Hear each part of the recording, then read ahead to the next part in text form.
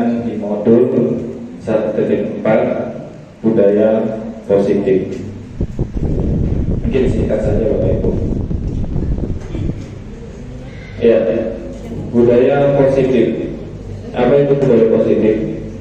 Budaya positif adalah sikap, nilai, kepercayaan, praktik-praktik baik yang menciptakan lingkungan yang mendukung dan memotivasi orang untuk berkembang dan berkontribusi secara positif. Hal ini dapat dibentuk dalam keluarga, organisasi, tempat kerja, dan komunitas. Ya, kemudian latar belakang. Menurut filosofi pendidikan nasional Ki Hajar Dewantara, di sini guru diibaratkan sebagai petani yang memiliki peran penting untuk menyuburkan tanamannya. Seorang petani akan memastikan tanah tempat tumbuhnya tanaman merupakan tanah yang kondisinya cocok untuk ditanami. Dari uraian ini kita bisa mengibaratkan sekolah itu sebagai tanah dan tanaman itu sebagai murid. Untuk itu kita sebagai guru, sebagai pendidik harus mengusahakan sekolah sebagai tempat yang nyaman, aman, dan menyenangkan untuk murid kita berkembang. Di situ saya memberikan warna merah. Guru diibaratkan sebagai petani, kemudian sekolah itu diibaratkan sebagai tanah, kemudian tanaman itu diibaratkan sebagai murid-murid kita itu. Jadi berdasarkan Ki Hajar Dewantara kita harus memberikan tempat yang nyaman dan aman agar murid kita bisa tumbuh kembang sebagaimana sesuai cita-cita. Nah, kemudian ini poin yang saya pelajari di modul 1.4 berkaitan dengan budaya positif ada 6. Yang pertama, disiplin positif dan nilai-nilai kebijakan universal. Kemudian teori motivasi, hukuman dan penghargaan, tanpa restitusi ya, itu Bapak Ibu. Kemudian yang ketiga, keyakinan kelas. Kemudian keempat, kebutuhan dasar manusia dan dunia berkualitas. Kemudian 5 ini posisi kontrol, ya, jadi posisi kontrol guru kita sebagai apa gitu. Kemudian yang keenam, segitiga fungsi. Ya, di sini disiplin positif. Bapak pendidikan kita Ki Hajar Dewantara menyatakan bahwa di mana ada kemerdekaan, disitulah harus ada disiplin yang kuat.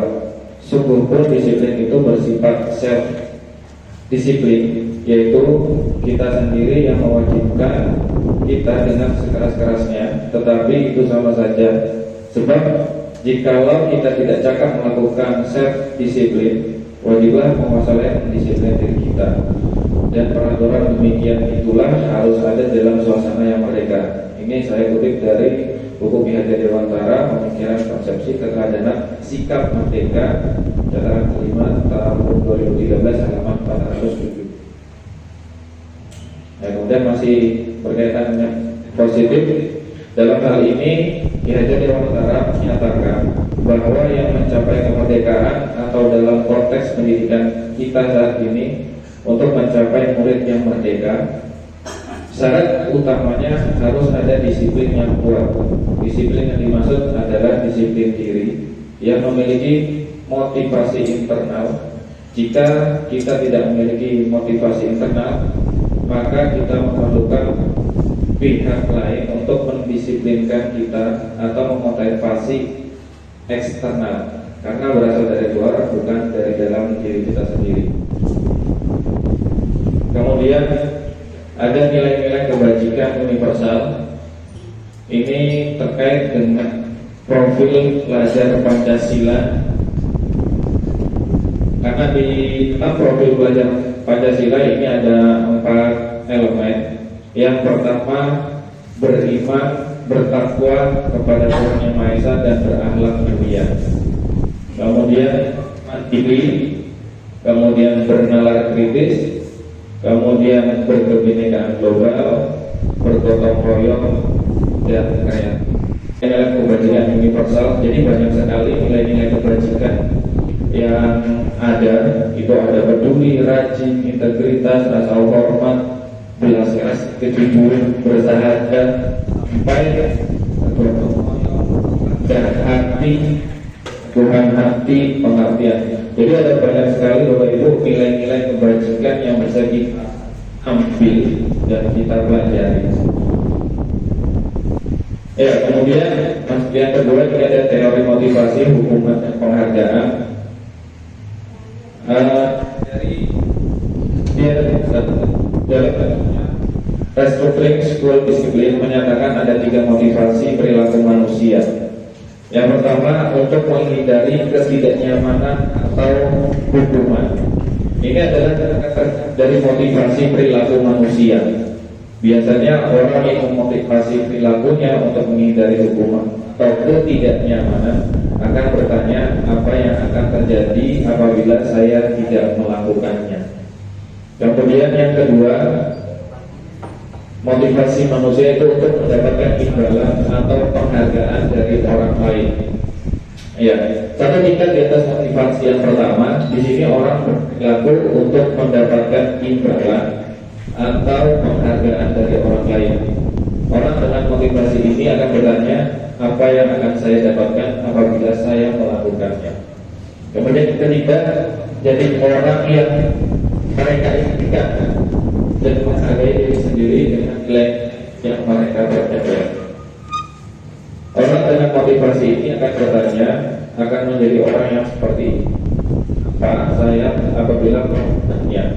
Mereka melakukan sesuatu nilai yang mereka yakini dan hargai, dan mereka melakukannya karena mereka ingin menjadi orang yang melakukan nilai mereka yakini tersebut. Ini adalah motivasi yang akan membuat seseorang memiliki disiplin positif, karena motivasi berperilakunya bersifat internal, bukan eksternal. Next, ini ada beberapa orang, ada identitas gagal dan identitas sukses. Jadi di sini ada protokol, hukuman, kemudian konsekuensi dan restitusi. Kalau untuk hukuman ini contoh Bapak Ibu, sesuatu yang menyakitkan, kemudian konsekuensinya sesuatu yang terjadi, kemudian restitusinya merupakan pilihan, kemudian tidak nyaman untuk murid atau anak dalam jangka waktu panjang, konsekuensinya tidak nyaman untuk murid atau anak untuk jangka waktu pendek, kemudian restitusinya menguatkan murid dalam jangka waktu panjang. Nah, kemudian ini ada korban mendapatkan keadilan, konsekuensinya korban bisa diabaikan, restitusinya korban mendapatkan ganti. Kemudian perilaku pasif agresif meningkat, kemudian konsekuensinya penguatan hanya bertahan dalam jangka waktu pendek, restitusinya masalah terpecahkan. Keyakinan kelas. Keyakinan kelas bersifat lebih abstrak daripada peraturan yang lebih rinci dan konkret. Kemudian keyakinan kelas berupa pernyataan-pernyataan yang universal. Kemudian pernyataan keyakinan kelas senantiasa dibuat dalam bentuk positif. Kemudian keyakinan kelas hendaknya tidak terlalu banyak sehingga mudah diingat dan dipahami oleh semua warga kelas. Kemudian keyakinan kelas sebaiknya sesuatu yang dapat diterapkan di lingkungan tersebut. Kemudian semua warga kelas hendaknya ikut berkontribusi dalam pembuatan keyakinan kelas lewat kegiatan curhat pendapat. Kemudian bersedia meninjau kembali keyakinan dari waktu ke waktu. Kalau untuk kelas mungkin hampir setiap kelas itu ada keyakinan kelas atau kesempatan kelas seperti itu kalau saya. Nah, kemudian berikutnya ini 5 posisi kontrol. Posisi kontrol guru itu ada penghukum, kemudian pembuat merasa bersalah, kemudian posisi teman, kemudian posisi pemantau, dan posisi manajer. Ini nanti posisi kita sebagai guru ini ada di posisi yang mana. Nanti ya saya berikan contoh video.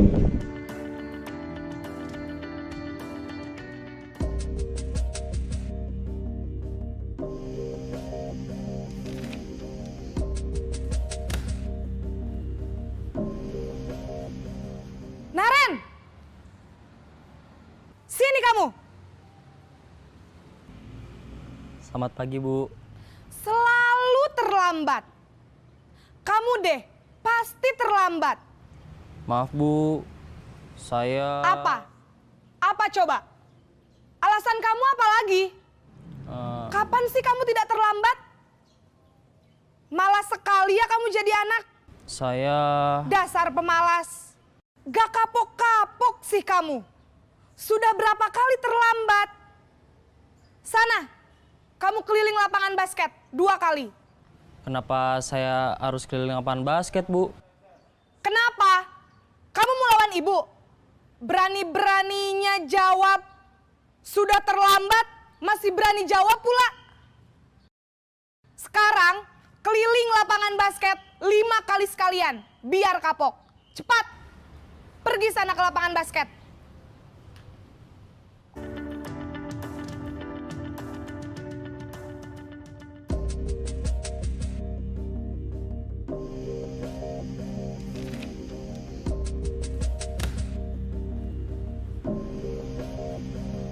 Naren!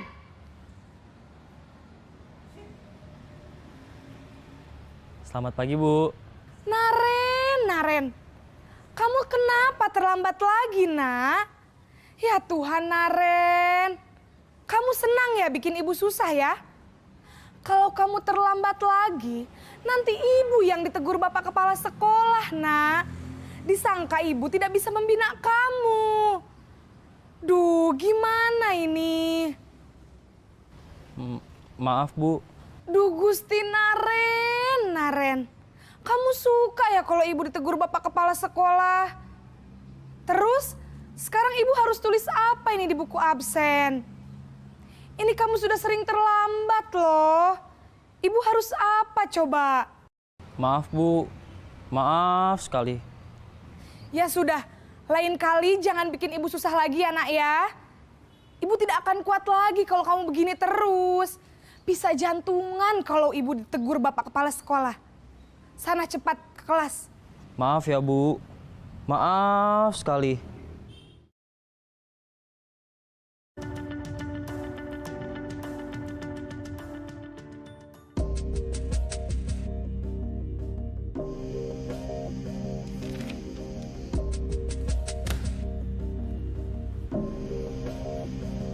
Naren!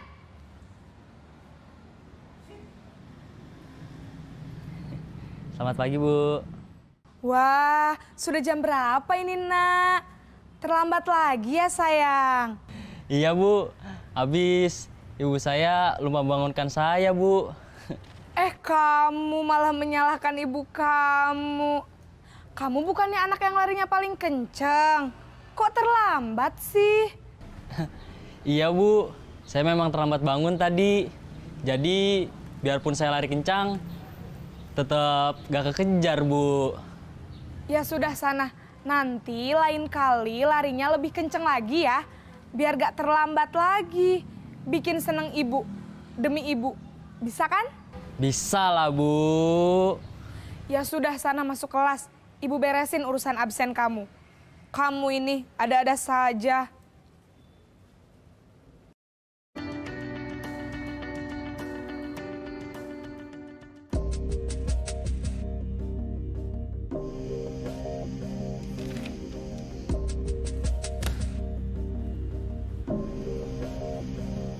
Naren!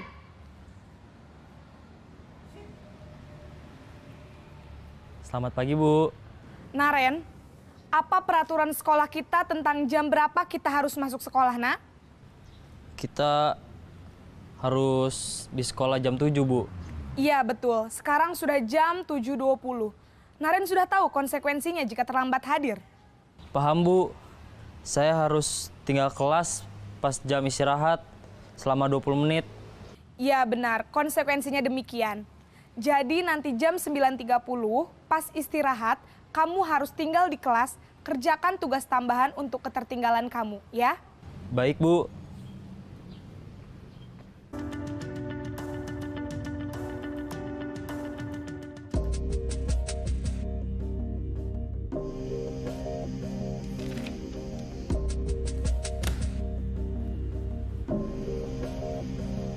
Naren!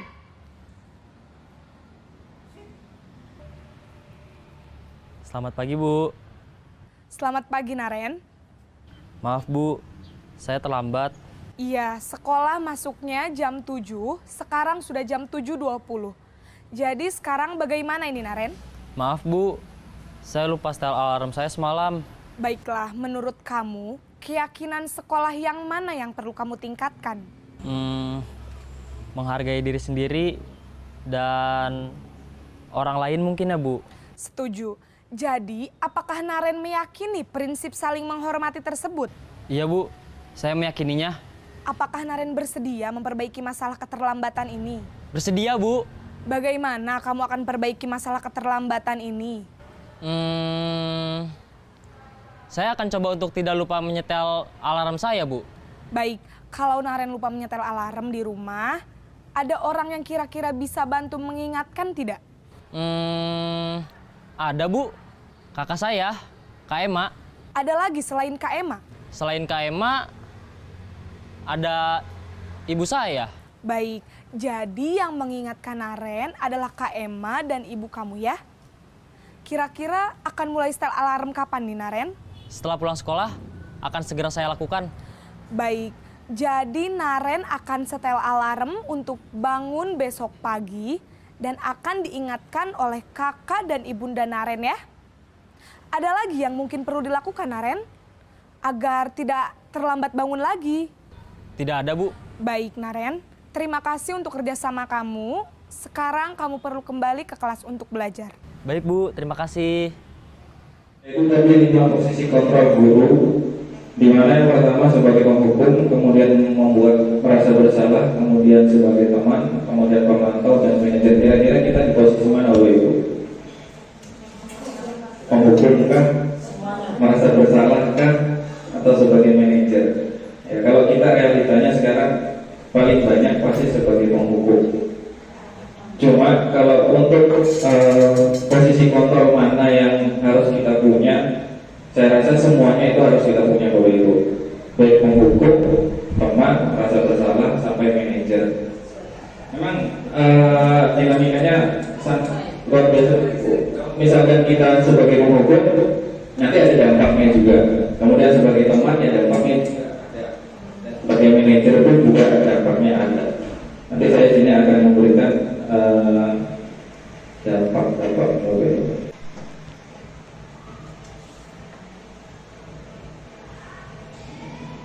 Nah ini tidak kelihatan.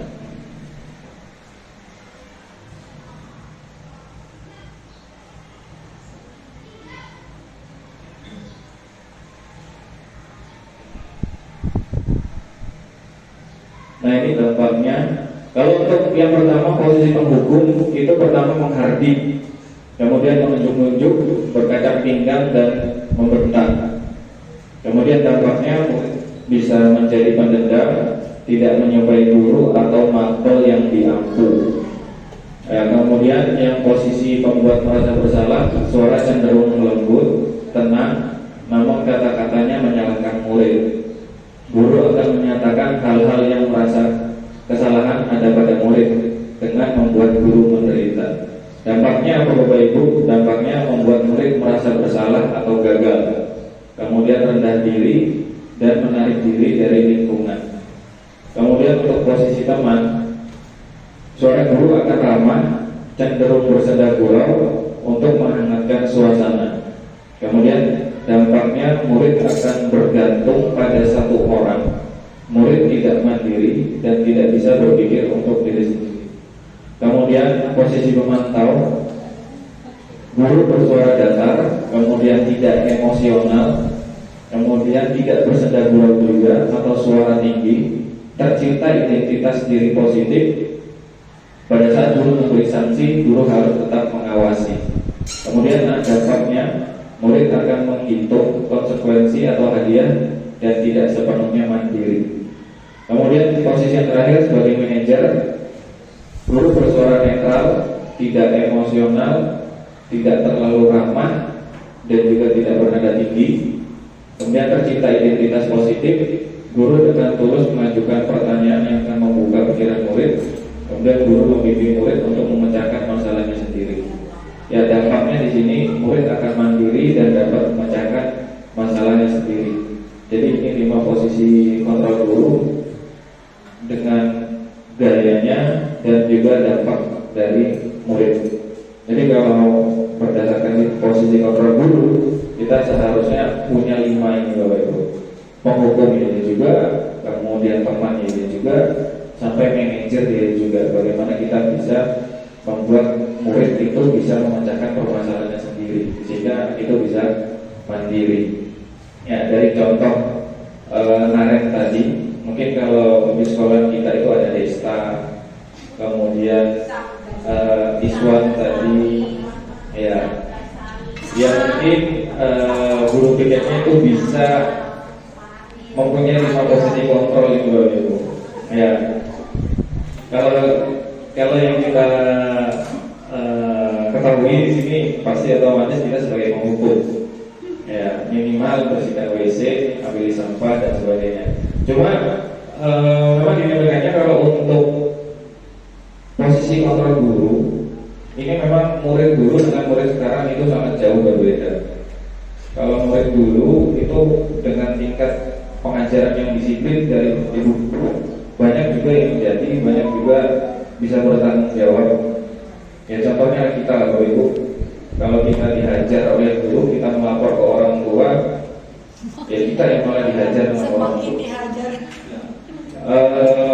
Karena disiplin itu memang perlu. Kalau posisi tepat, kalau menurut saya, nanti kecenderungannya anak itu bisa menjadi, ya, halo bapak, mau beli apa?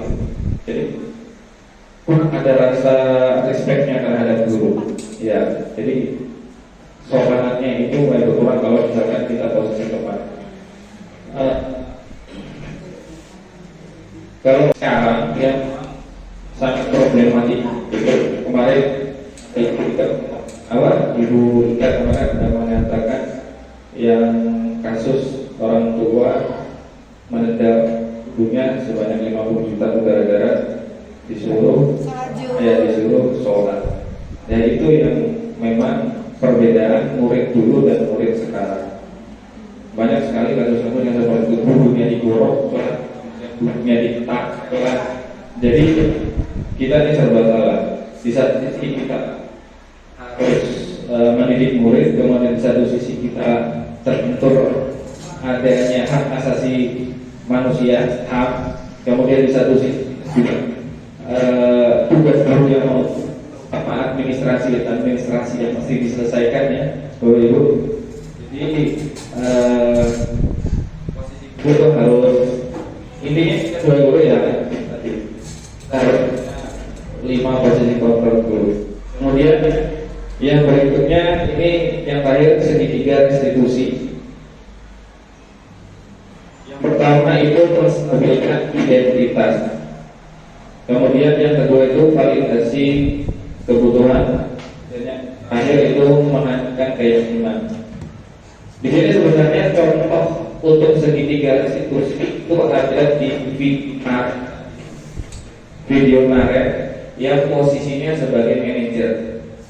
Itu sudah penerapan segitiga restitusi, di mana menanyakan masalahnya, kemudian alasannya datang terlambat, kemudian menanyakan apa solusinya, dan kemudian murid sendiri yang mencari solusinya seperti apa. Jadi penerapan segitiga restitusi tadi itu contohnya di posisi manajer yang ada di video Naren. Sebenarnya saya juga sudah membuat video kemarin Bapak Ibu dengan anak 7C untuk segitiga restitusi. Ya, saya malu untuk menayangkannya Bapak Ibu, jadi tidak usah ditayangkan. Bayangkan aja Pak. Untuk yang segitiga restitusi. Ya, untuk segitiga restitusi di sini ada beberapa pertanyaan yang di bawah itu.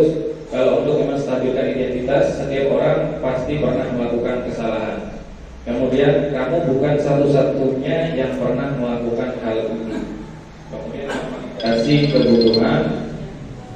Kamu tentu punya alasan mengapa melakukan itu. kemudian adakah cara yang lebih efektif untuk mendapatkan apa yang kamu butuhkan, kemudian menanyakan keyakinan kelas, nilai-nilai apa yang telah disepakati, kemudian kamu ingin menjadi orang seperti apa. Ya, jadi itu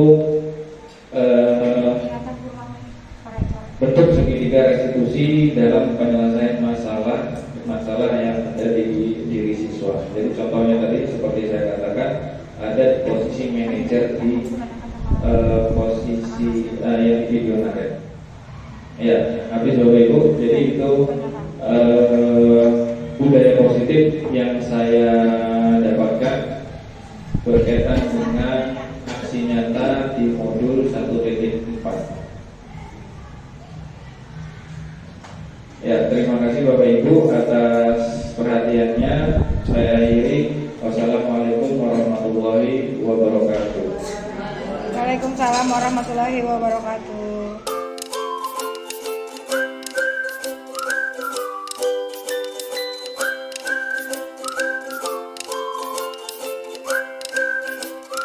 Assalamualaikum warahmatullahi wabarakatuh.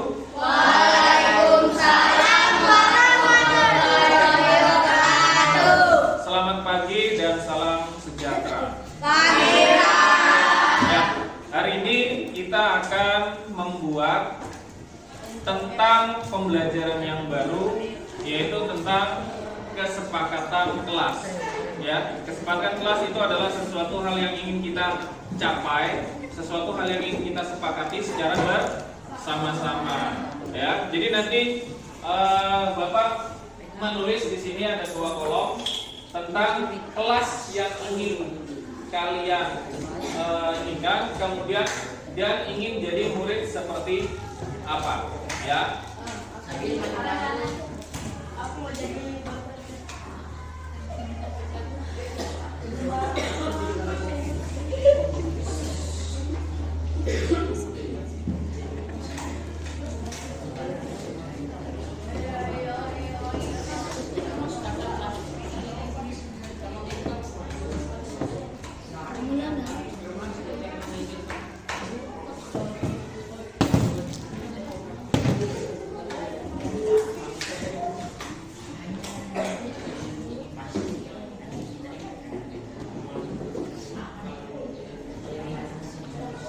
Ya, jadi ini ada Bapak buat 2 kolom.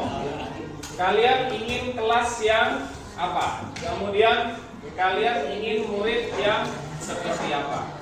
Ya, bisa ya. Nanti Bapak minta kalian maju satu persatu, kemudian kalian tuliskan sesuai dengan kolom yang sudah Bapak buat. Kalian ingin kelas yang apa? Kemudian kalian ingin murid yang seperti apa? Herman.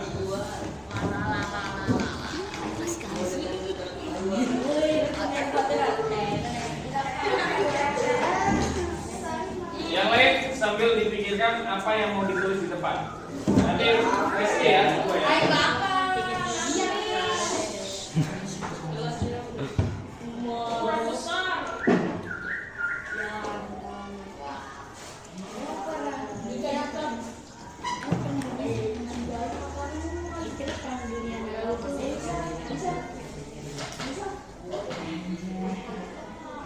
Ya, kelas yang damai dan murid yang patuh. Lanjut, Multika. Multika.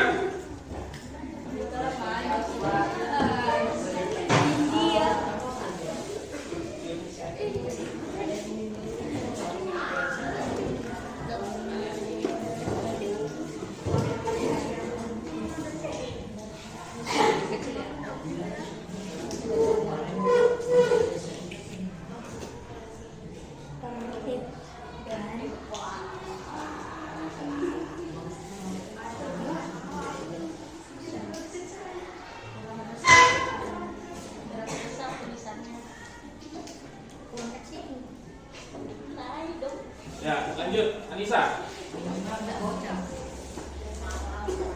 Ya, kita bisa buat minimal 10 kesepakatan. Nanti kita rampungkan jadi satu.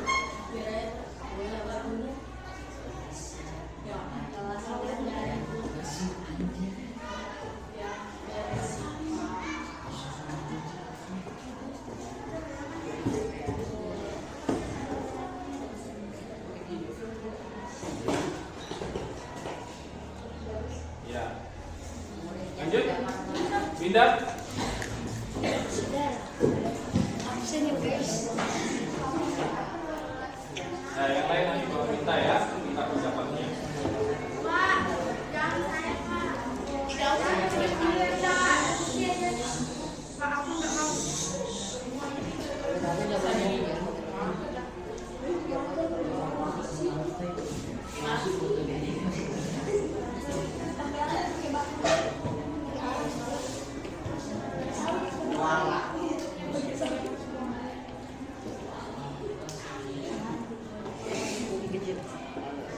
Murid yang apa ya nih yang tidak nakal. Lanjut. Sekarang, Maryam.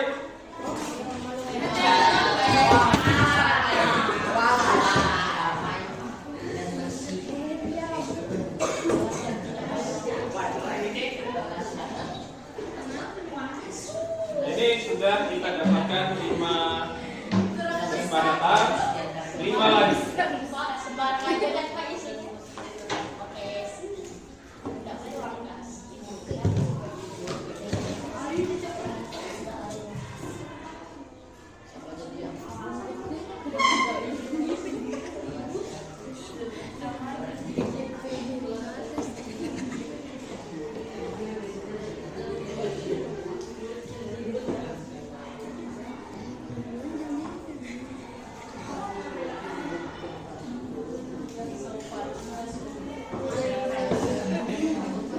Dapat?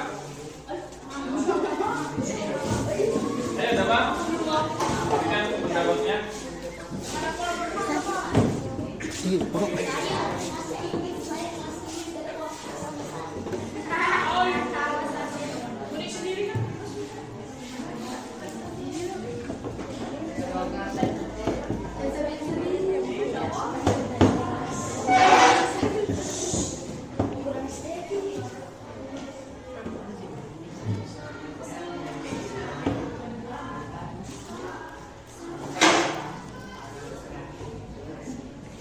Ya.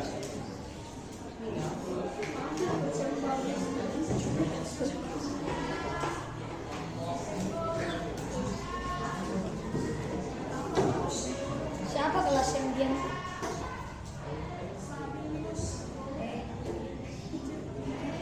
Sudah biar sudah pasti sekali. Kelasnya apa?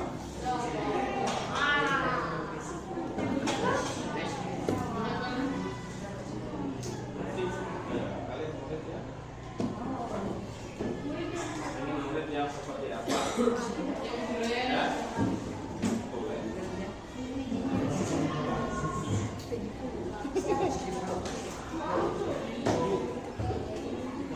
Satu lagi. Lihat.